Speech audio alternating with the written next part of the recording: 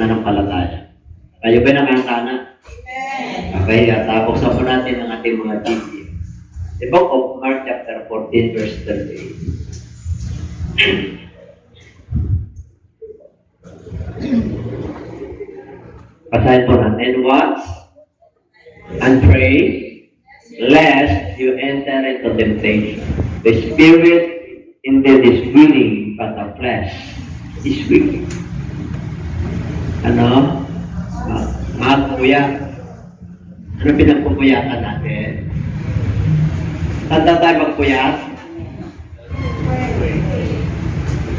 Kayo na nakakalam. Pag hindi nyo ginawa yan, papasok ang tukso. Ang Espiritu ng Diyos ay nakahanda na tulungan yung ating kaya panalangin. Pero, yung ating laman ay mahina. Yan ang tatalakayan natin. Okay, yun po natin ang ating maolo. Lord God, we praise you and we worship you. Thank you, Father, for your presence. Be with us once again and bless your people. Yours, your servant, in Jesus' name. Amen. Okay, at pagpalayan tayo lahat.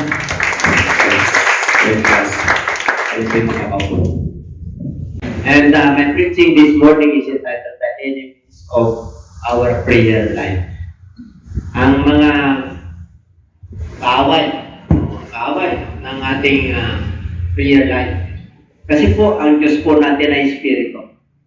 Pag sinabing ask, hindi ka kagaya ng tao na mag-ask. Ibig sabihin, Espiritu siya, iba yung kanyang standard. Iba yung kanyang panuntunan. Hindi kagaya yung nakikita natin na tao na pwede bang humingi. Tapos magmakaawa ka. Ang Diyos, iba? Mahabagin ng Diyos. At pag nakasunod ka sa kanyang sinasabi, sa kanyang panuntunan, ay diretso po yung panalangin mo sa kanyang trono. At tiyak po, lahat po tayo ay masaya. Masaya na naglilingkod, masaya na nagpapatuloy sa ating paglagat bilang Kristiyano. At wala pong exempted sa atin, mga basic po, karamdaman, kahirapan, tiisin, hinanakit, sama ng loob, nami-misinterpret ka, at ang ginagawa mo, pero hindi ka nila maintindihan. Hindi nga kayo magkaintindihan. Kasi po, ang Diyos po ay Diyos ng kayusan. Kaya hindi kayo magkaintindihan, may hinahanap ang Diyos sa inyo. At ang hinahanap ng Diyos sa inyo ay yung kanyang pag-ibig, pananampalataya, at pag-asa.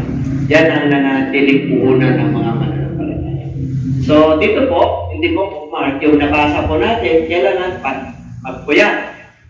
Ang pinagpupuyatan po ng tao ay alam nyo na. Ang hirap manalangin kasi nababalisa po tayo, yung spiritual po natin bumababa. Kasi po, yung ating flesh ay lumalamang. Yung laman, yung gusto ng will mo. Tumangka po sila. At nataniman na po sila. Okay? Marami po yun. Okay. So, ang Diyos po ay gumagawa ng himala. At gumagawa ng paraan upang maabot po yung mga matataas, yung may kakayanan, ang akala nila sila na yung tama. Pero mayroon pa pala mas tama. Amen? Ang Diyos. Lumikha sa atin. Akala nila yung naabot na nila yung kanilang which is totoo naman, career, pera, ayos. Pero ako'y naniniwala na ang lahat na yun ay may pinagdadaanan. Kung tayo nga ng mananampalataya, may pinagdadaanan. Halos ang hirap. Ang sabi po ng 1 Peter, paano kaya yung mga hindi nananalig kay Kristo? Halos tayo nananalig kay Kristo ay napakahirap pumasok sa buhay na wala. Paano po yung wala sa Diyos? Sabi po ng Bible, mapapahamak yung mga hindi nananalig kay Kristo. Ano? Marami bang nananalig kay Kristo? Marami. Marami bang nakikinig? Marami. May mga nagbabasa? Mayroon din. Pero napakahirap yung application. Yung maintenance, tawag niyo. Yung tuloy-tuloy ang iyong pagsunod sa kalooban ng Diyos. At yun ang pinakamahirap. At yun ang tatalakayan po natin. Upang sa magkaganon, tayo po ay bibigyan muli ng kalakasang espiritual. Pakainin po natin, pinapakain po tayo ng Lord ng mga spiritual na bagay upang sa magkaganon makatayo po tayo. Makapagpatuloy po tayo at magiging matatag at ang ating pananampalataya ay laging isip. Amen po? Kaya dito po, mula ngayon, ang ating pagpupuyatan ay pananalangin. Hindi po masama magpuyat sa mga plano natin. Hindi po masama magpuyat sa ginagawa po natin. Paminsan-minsan sa Korean villa, puyat ka, pero huwag mo isagad. Ang tawag mo doon, confess your sins one another.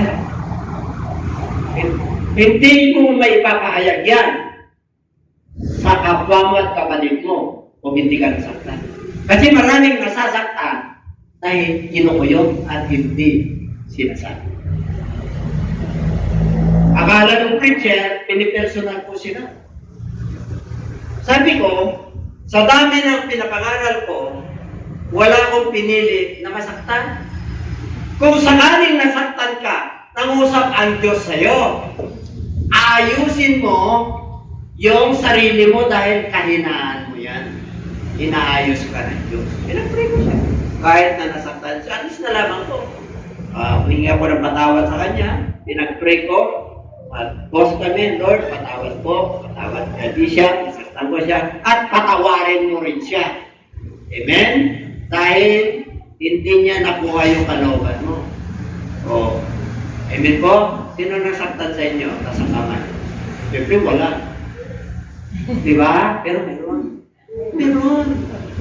Oo. Tingin nyo pala, alam mo na eh. Meron. Kailan nahihiya lang kayo? Sabihin nyo, Bishop, nasaktan ako. Sabihin nyo. Sinabi ng Lord, you must pray one another and confess your sins one another. Kaya bihira ang iglesia na lumalapit, sasabihin niya, nasaktan ako. Kasi pag hindi mo maabot yun, mag-away kayo. Ano ka ba? Nasaktan mo rin ako eh. Magkristahan na kayo. Alam niyo ba yung lumapit sa akin, perfectionist? Kahit nabilangin yung kamay ko at saka yung pako, hindi kaya napakarami ng sakit na kalooban na natanggap ko. Pero hindi ko siya pinatulan. Pero yung isa lang, na ilang taon na siyang mananampalataya, 20 years na nagkakilala kami. Isa lang, sinabi niya sa akin, yung nasaktan siya. Pero hindi ko ibinaling sa kanya na ito, nasaktan ako nung nakaraan. Palagay niyo pupunta pa yun? Palagay niyo pupunta pa yun? Hindi na. Kasi mahina siya eh. Tapos pinatulan mo pa. Tapos nasaktan ka lang, bilang Bishop. O ito, kasalanan mo noong February 1, 2020. Alam ko yun. Tandang-tanda ko, nakalista pa. Kita mo? Alam niyo mga kapatid, pag may nagsabi na nasaktan siya, ano yun? Pagipaliwanag mo. Pasensya. Manalangin tayo sa inyo. Amen? Kaya, pag nangangarap ko ako rito, walang personalan. Ang tawag dyan, trabaho lang. Tama? Kaya wala ngayon yung tingin nyo sa akin, kasi magsalay siya. Napabalasi. Ako yung mga patay. Hello. Hello. Patawad po. Mga viewers, patawad po. Kita ko kanina, browsing ako. One God and Trinity. Hindi ko na tinuloy. Kahit wala katapusan yun. Amen po? Okay. Kaya dito po, willing ang Diyos na tulungan tayo. Ibig sabihin yung Spirit, ang Diyos, Espiritu siya. Willing na willing siya. Pero itong maraming gusto. Pag manalangin ka, maraming ipapaisip sa'yo ng kaaway. Ay, yung kalan mo, pinabuksan tayo. Pag ako kasi hindi mo na sarap, uy, nagpapakulungan ng tubig. Oh. bago ka makapag-concentrate sa Lord, kailangan ihanda mo na yung sarili mo. Sinabi ng Lord yan eh, pag kayo ay manalangin, pumasok kayo at ilak nyo yung silid. Anong ibig sabihin? Kung walang lakan yung silid. Oh, hindi literal na silid yun. Yung puso at isip mo, kailangan nakapokus. Kahit saan ka manalangin, kahit nandito ka sa upuan. Sarado yung puso mo, sarado yung isip mo sa mundong ito, nakapokus ka sa bagay na espiritual dahil kinakausap mo ang Diyos. Okay? Kasi mahina talaga to. Alam nyo, lahat ng mga prayerful na tao, kami malapit sa Diyos. Nagpapala. Kasi yun po ang gusto ng ating Panginoon. Tingnan po natin. Hindi po Block 18.1. Nagkaroon ng parabol. Take note, parabol. Pag sinabi parabol, talinghaga. Pag ang Lord nagbigay ng parabol, it is ought to men that always pray. Ibig sabihin, parabol yun.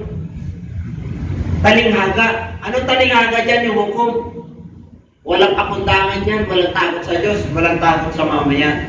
Okay, pangalawa, sa Luke chapter 11 verse 1, nagbigay siya ng halimbawa. Parabol, halimbawa.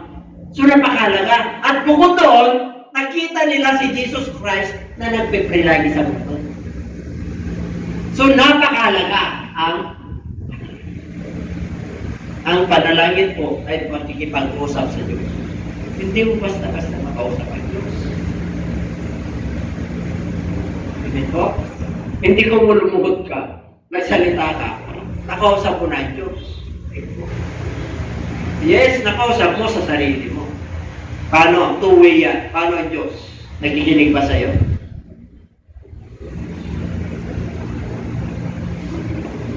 Espiritu yun eh. Paano kung may ginagawa kang hindi maganda? Baka ikaw lang kumakausap sa Diyos. Ay Diyos, hindi ka niya kinakausap. Diba? Kaya pag tignan mo yung lalim ng panalangin, hindi sa haba yan.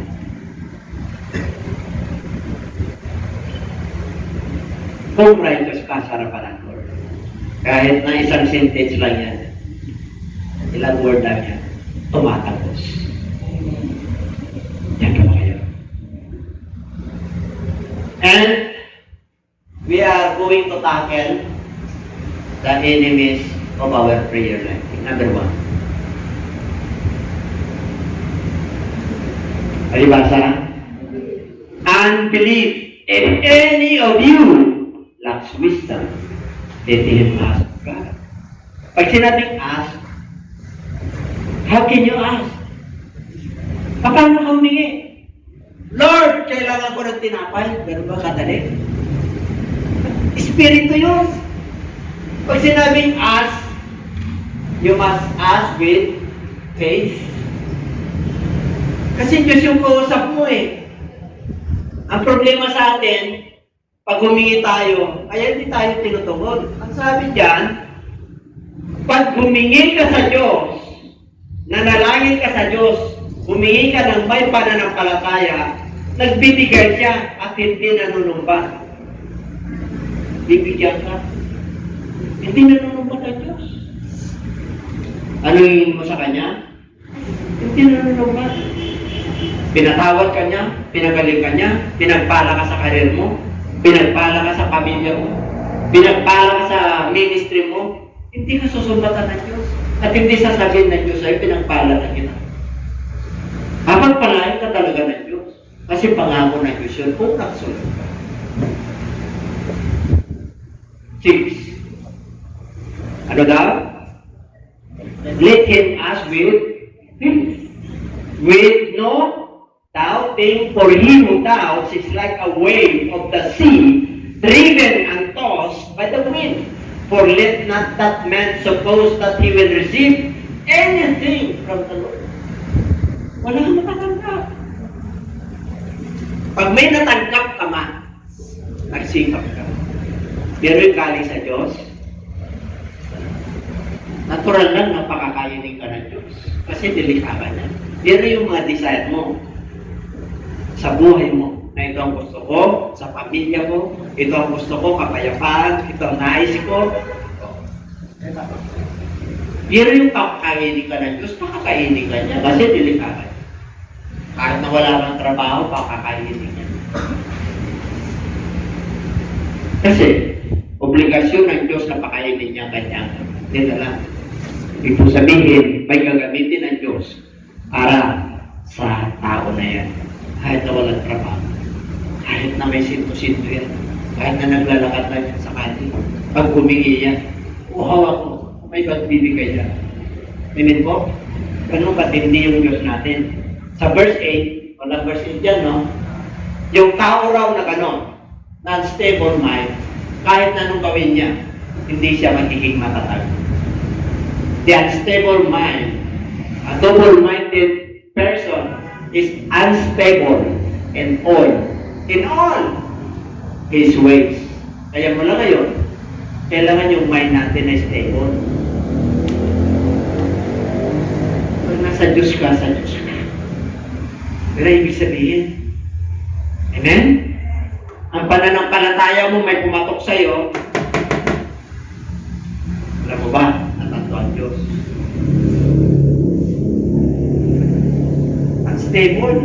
In-entertain lahat. Ang stable na tao, kilala mo yung Diyos mo. May ginawa ang Diyos mo sa'yo. Personal na patotoo. May ginawa ang Diyos sa pamilya mo. May ginawa ang Diyos sa ministry mo. May ginawa ang Diyos sa buhay mo kung bakit ka nagpapatuloy. Kilala mo yung pinaglilingkuran mo Diyos. Kaya hindi ka unstable.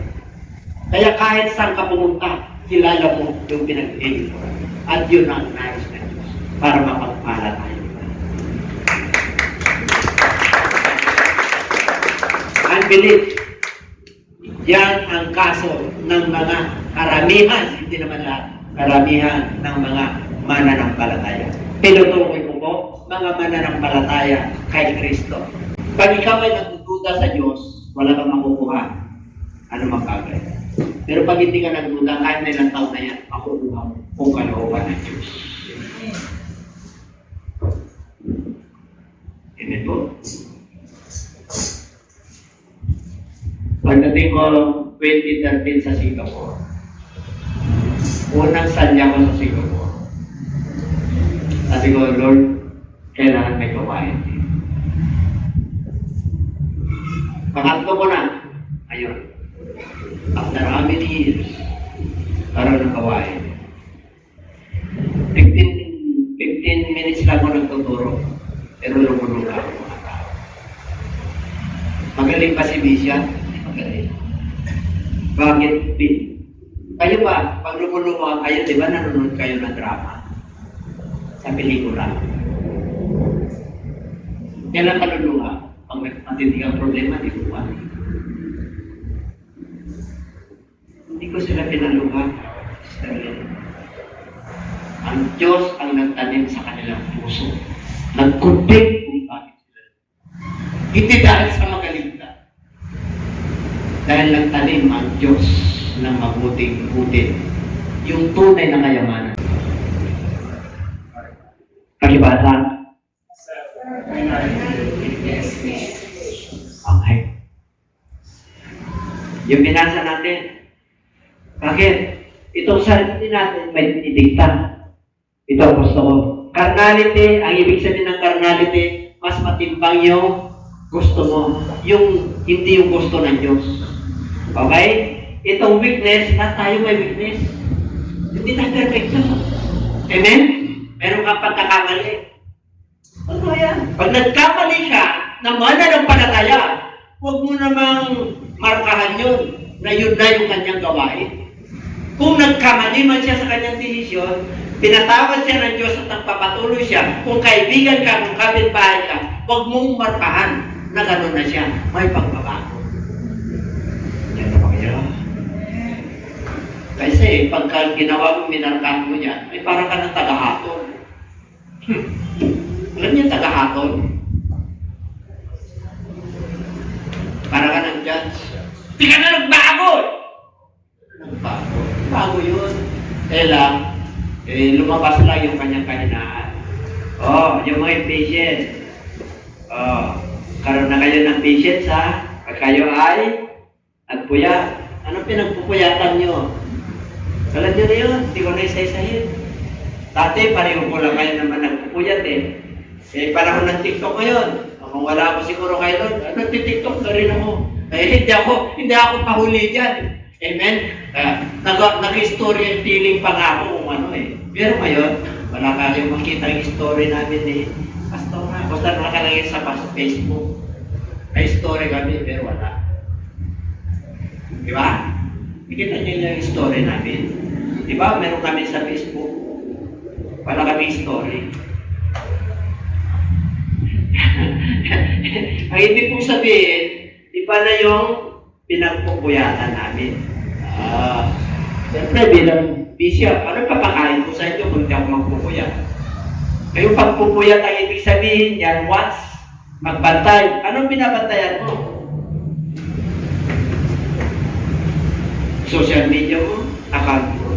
Hindi masama yun. Pero, huwag mong ibuhos yan. Yun ang ibig sabihin. Number 3.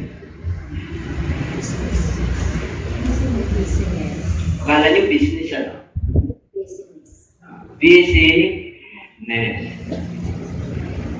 Now in those days, when the number of the disciples was multiplying, there arose a complaint against the Hebrews by the Hellenists, because their widows were neglected in the daily distribution. Pag sinabing Hellenist, ano po yan? Mga flip, mga mix po yan. Kasi pa po ang Hudyo, yung mga Hudyo po, hindi na nineglect yung kanilang mga mahal sa buhay. Pag nabalo na yan, may support yan. Hindi pinapabayaan. Kaya tingnan nyo sa Book of James, ano raw yung tunay na reliyon? Puntahan yung mga palo at mga ulina. Kasi customary po nila yan.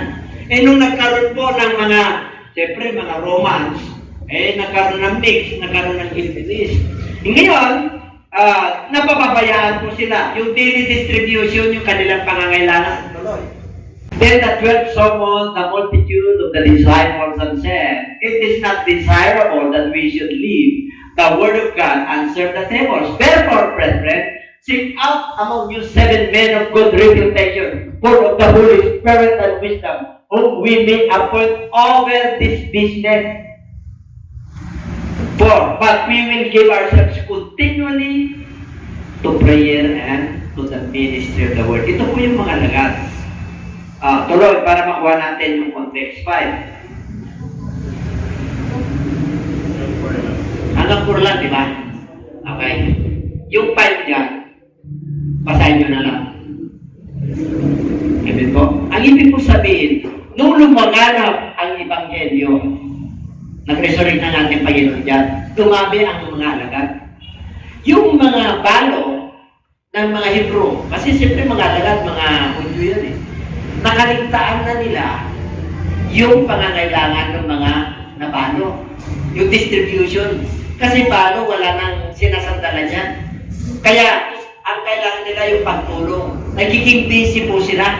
Nagiging busy po sila sa pangangaral. Dumami ang disciples, dumami ang mga miyembro, at dumami rin ang siyempre maraming pag maraming umatin, siyempre maraming nagbibigay. Kaya busy sila sa table. Alam niyo yung table? Yung table, nagbibilang, kumakain. Di ba? Busy rin tayo noon, pero hindi gaano, once a month lang. Okay? Kaya dito po, ang mga alagad ay ginawa nila manalangin at magpatuloy sa pangangaral. Okay. Number 4. And the same place, the whole multitudes and the Jews, ito na. Ito na yung pinili nila. Elders of the church, a man full of faith, yung mga matatalino, puspos ng Holy Spirit. Okay na. Okay, tapos na. Number 3, business. Kahit ang gano'ng kakapala. Makinig kayo. Sino ang hindi busy rito? Di ba? At wala ginagawa, bisibisihan, di ba? At wala na ito, nag-change, di ba? Bisibisihan eh. May napatamaan ka. Pag hindi ka napatamaan, hindi totoo yung ginagawa, yung sinasabi ko. Ay, bisa hindi ka nasasaktan kasi hindi ka naman ganon. Kaya pag nangangaral ako, kung matamaan ka, nasaktan ka, eh, ganun ka. Pero hindi ibig sabihin na alam ko yung pinagagawa mo, na-inspired lang ako ng Diyos. Kasi, siyempre, ididikta yan ng Lord na may mga gumagawa rito na nagbibisi-bisihan lang, pero hindi busy. Punta tayo sa gawain. Busy ako eh. Busy ako. Ano meron sa 29? Sino makakapunta? Busy ako eh.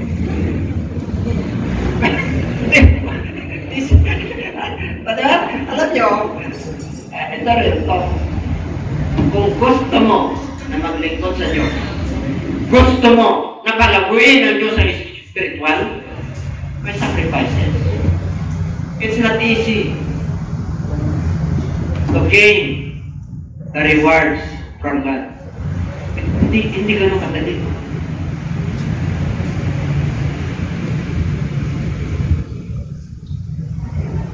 Gusto mo na ang Diyos makatiling mo, paglingkuran mo siya. Paano ka maglingkod? Full heart? Half heart? One-third heart? Whole heart. What is the purpose of the greatest commandment? Loving Him with all. Kaya pag medya lang kinokontrol mo, mahirapan ka pati yung blessing mo. Gusto mo magandang blessing mo? Yung desire mo sa buhay, makakamtan mo, madali lang yan, sumunod ka. Sinabi ng Lord eh. Pag mananampalataya ka na sumunod ka, may sacrifice, may self-denial, pero sumunod ka. Alala ko, kwento ka ni si Pastora. Ina-analyze niya bakit nandito na kami sa ganito. Naalala namin yung manang namin na anin. Nagsisilpa kami. Kahit na umulan bumabagyo. Kahit na ayaw kami isakay ng mga gifted driver. Hindi namin naranasan na, ay, ang hirap naman magsimba. Habol tayo, hindi namin tinignan yun. At tinignan namin yung pangako ng Diyos. Hindi nagbago ang aming paglilingkod at aming paglilingkod sa Diyos. Mayroon o wala, naglilingkod at nagpapatuloy. Ay, yung iba, wala na eh. Pag may problema, wala na rin eh. Isinama pa naman ang Diyos sa problema ng mag-asawa. Huwag mong isama ang Diyos sa problema ng mag-asawa, sa problema mo sa trabaho. Huwag mong isama yung paglilingkod mo sa Diyos. Pag isinama mo yan, tapos na. Gagawin ng demonyo yan. Susulsulan ka at hanggang manghihina ka. At manlulupay ka sa iyong pananampalataya.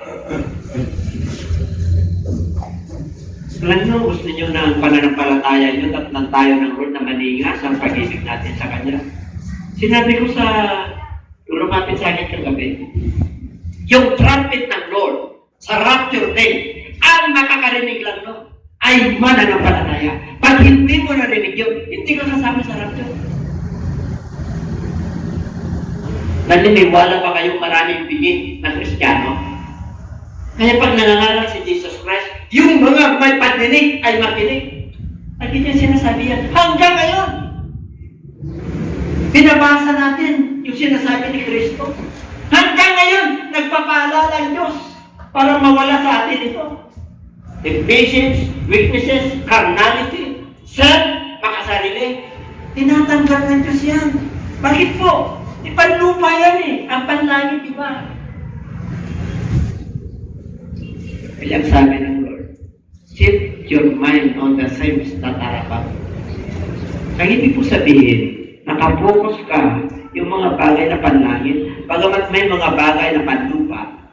Pag ayaw ng Lord, ay huwag, ayaw ka mo rin kasi ayaw ng Diyos eh. Gusto ba ng Diyos na makasala ka? Ay hindi ka makakasama. Ang gusto ng Diyos, banal ka eh. Anong gusto ng Diyos? Pagpalain ka. Oh, ang gusto ng Diyos, magkaroon ka ng abundant life. More abundantly. Ang tanong, bakit nagsisikap ka naman? Bakit hindi naman dumarating? Hindi mo pa panahon.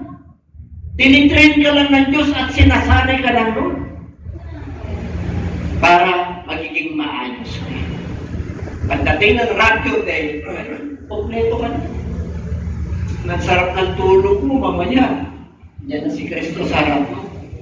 Amen? Pero man, di mo maranasan mamatay. Grabe ka. Samantala yun ang sabi ng Word of God, ang lahat ng tao na nakasala mamamatay. Pero dahil sa pag-ibig ng Lord, natutulog ka lang. Hindi mo Hindi nyo ba lang ang kalagayan nyo sa Lord? Tayo yung co-heirs of God, tagapagmana tayo. Pag-alam nyo lang ang kalagayan nyo sa harapan ng Lord, maglilingkod ka na sa Diyos. And everybody say it. Laziness. Because of laziness, the building decays. Ano ibig sabihin ng Tagalog? Dahil sa katamaran, yung kinoconstruct na building ay nabubulong. Bakit? O gawin nyo yan, 6 months 1 year na hindi pa nagawa. Bakit? Kasi, sinadyan yung gawa. Kaya mas maganda na lang pag nagpagawa ka ng building, kontrata na lang. And through idleness of hands, the house leaks. Ano ibig sabihin? Dahil sa katamaran, lagyan mo ng espanto yung tumutulo na bubong. Walang ayuda, pinamad. Kaya mo mabutas para tawagin uli ako. Panibago. Panibagong operasyon. Nagkamali ng oras, pero operasyon ng tao, operahan ulit.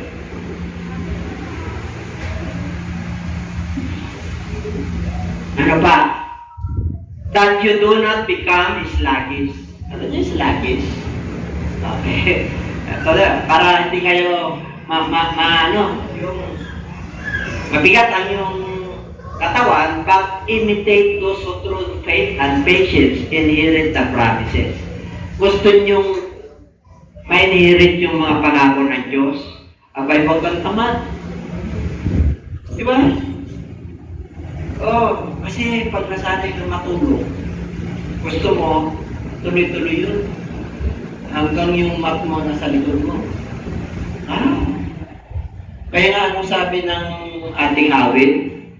Galaw-galaw para hindi pumanaw na maaga.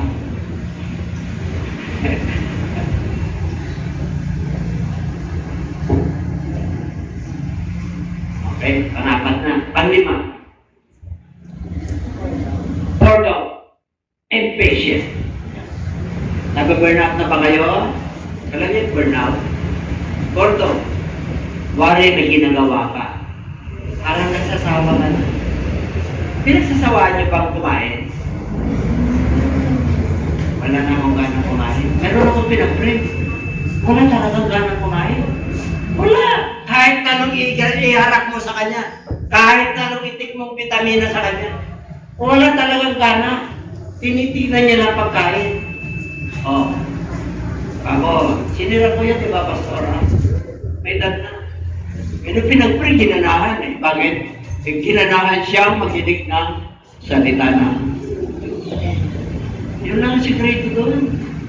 Pag ginanahan ka dyan, pati pagkain mo, at pipiliin mo yung kakainin mo. Huwag araw-araw mo lang. Huwag araw-araw isang asukan na kutsara. Hindi yung kutsarita. Araw-araw yun. 365 na kutsara. Ilalagay pa. Alam nyo, matalino ang mga anak. Sinabi na mo dyan eh. Ang mga anak ng Diyos ay matalino. Dami nang naglalagay sa Facebook. Kahit na hindi ko siya tinag-glorify. Yung ba? Ilalagay sila ng ano nila para kapilin, di ba? Mag-ingat din. Ingat-ingat din kung minsan kasi may stress. Porto. 1 Thessalonians 5:17. Praying always with all prayers and supplication in the Spirit, being watchful to this end with all perseverance and supplication for all the saints. Marami kayong pananalangin. Ano yun? Lagi kayong manalangin. Lahat ng panalangin at pag sumamo. Pag may problema ka, magsumamo ka. Panalangin pa rin yun. In spirit. Magbantay kayo, magpuyat kayo. Itong huling panahon ng may pagtsatsaga at pagsusumamo sa lahat ng mananampalataya. Kaya hindi ka mawala ng panalangin. Wala ka nang ma-express. Mag-pray ka lang, magpuri ka lang mamaya. Umiyak ka na.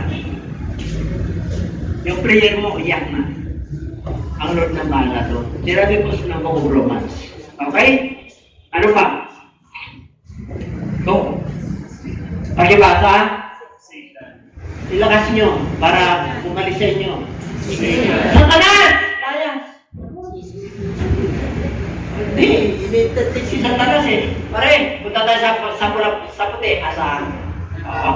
Nakakapit na sa demonyo. Diba? Doon tayo sa patay sindi. Asaan yan? Nakakapit na kalat. Pero pag niresist mo, ay, nagsabi na. Sinabi ng Lord yan eh, resist the devil and the devil will flee. Pag ano mo sa kasalanan, resist mo. Huwag mong tanggapin. Yan ang ibig sabihin. Huwag mong entertainin. Okay? Satanas, laya sa pangalan ni Jesus. Itong kahirapan na to. Hallelujah. Bigyan mo kami ng kaluwagan at sinisinuhan ko yung pagpapala ng Diyos. Ngayon pa lang, inaangking ko na. Dapat ganun tayo. Amen? Oo. Dapat sa katapusan, third week, may pledges na ako, Lord, para kasama ko doon. Alam niyo pag nag-pledge kayo, at kasama mo, nakikita mo yung offering mo kay Lord. Ay, Lord, salamat po, isa ako sa nagkakwa. Alam niyo, maraming dapat ipagpasalamat sa Diyos. Amen po. Kayo ba'y naubusan ng pagpapasalamat sa Diyos? Isa, dalawa, tatlo, apat, lima. Pagpapasalamat sa Diyos, hindi ka kayang bilangin. Amen po. Forward, ate. Baba. Pakibasa. Against flesh and blood, but against principalities.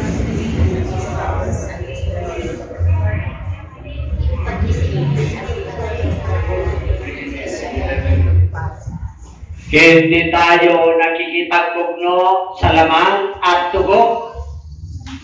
Ano rin kalaban natin? Pamunuan, kapangyarihan, at yung mga namamahala sa spiritual darkness, demonyo, laksa-laksa. Ano pa? Doon sa mga spiritual host of wickedness in the heavenly places.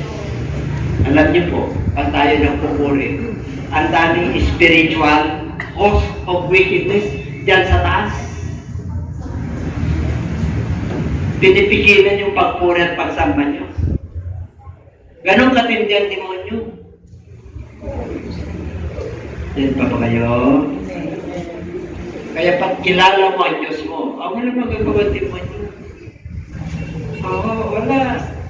Sinabi ng Lord dyan, inutusan mo lang yan eh. Sinakasat mo lang sa pangalan ni Jesus. The spirit of confusion. Wala na kung confuse ka sa decision mo. Manalangin ka na, humingi ka na. Amen po? Heavenly places. Ano pa? Therefore, we wanted to come to you, even I for time and again. But Satan hindered us.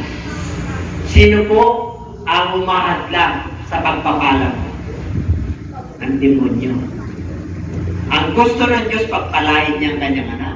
Ang gusto ng Diyos, diretso ang blessing niya, pero umahadlang ang demonyo. Halimbawa po, gusto niyong blessing ng business. Business. Sino may negosyo rito? Taas, kahit na yung online lang. Online.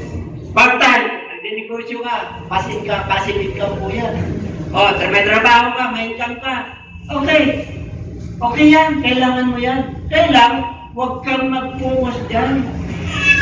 Ang tunay na yaman ay yung spiritual kasi iiwanan natin lang yan.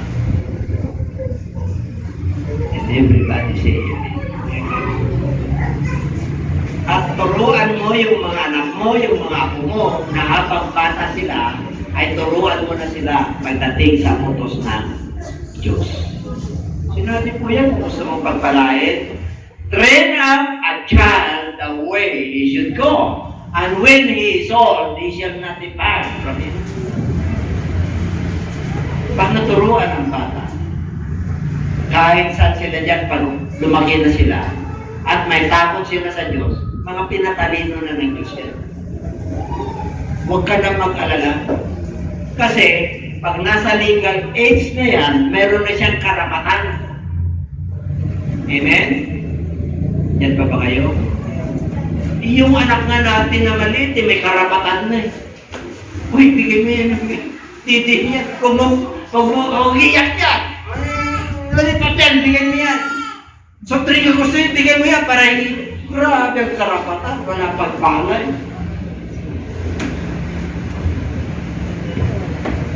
Karapatan. Inibigay niyo yung sa Diyos. Kinakaligtaan niyo naman yung hostisya. Pero mo, hindi ka pinagpapala, tinunyo ka lang dahilan. Tapos sabihin mo, dahilan yung asawa ko. Grabe.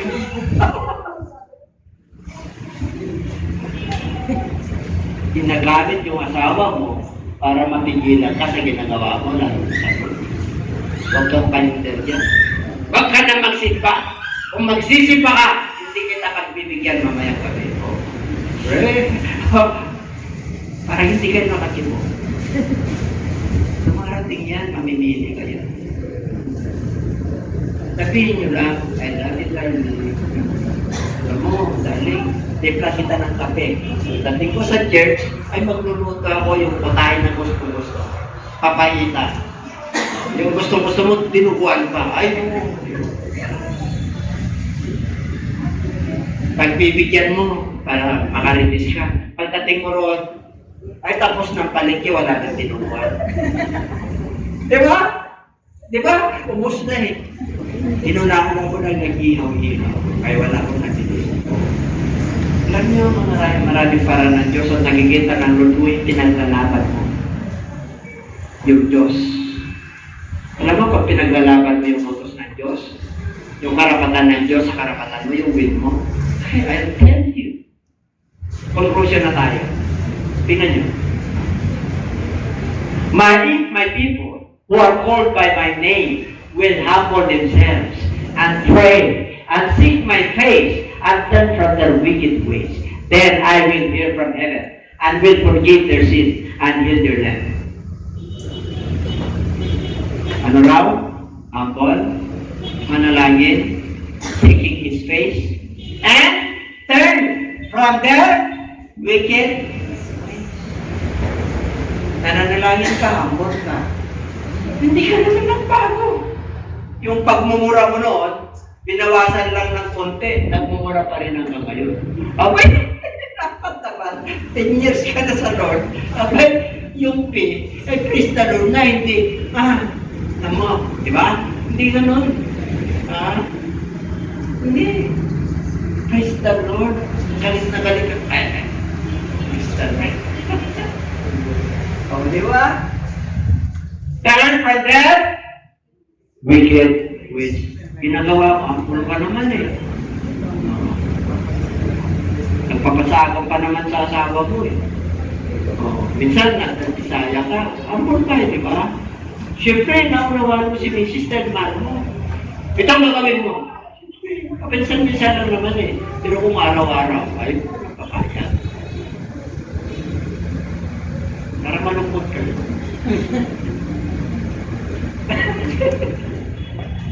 Tingnan nyo. Then, I will. Ito ang pinakamaganda. Pag nakapakinggan ng Diyos, umabot ang Diyos yung panalangin mo, yung daing mo, yung pagpuri mo, yung pagkasalamat mo sa Kanya, I will forgive and heal. Alam niyo yung heal dito? Yung butas na bulsa mo, tatahiin ng Diyos at lalagyan ng pagpapala. Yung pananaw mo sa buhay na walang kwenta, gagawin ng Diyos. Yung meaningful life, ibibigay sa iyo. Abundant life, ibibigay sa iyo. Hindi sa measurement ng pera.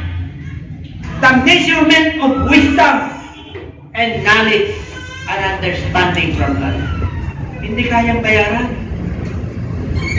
And everybody say amen.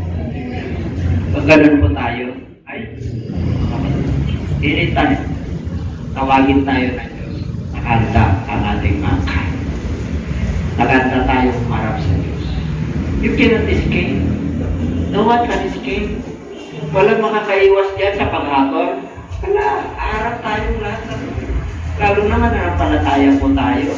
Ay, ingat. Sayang po yung salvation na. Sayang po yung ginampanan ni Kristo sa krus ng Kalbaryo. Wala nang ahig pa na darating. Tapos na yung binigay sa atin na kaligtasan. We must value the salvation that God has given to us. Kaya ito, pag sinabing Hilderland, may awit yun eh. Si Dulce ba yun? Oo, ganda. Hilderland, Hilder Packet, Hilder Sickness, o Hilder, kulang-kulang, Hilder Utak, nakukonfuse na po sila dahil hindi nakasunod. Pag hindi ka nakasunod sa Lord, makukonfuse ka. Makukonfuse ka sa decision mo. Pero pag nakasunod ka sa Diyos, stay po. Kinala mo kasi. Okay? Tayo po lahat ay tumayo. Na meron pa ba? Tayo na tayo. Come to me, and I will answer you and show you great and mighty things which you do not know. 24/7 yan. Hotline ng ating Panginoon.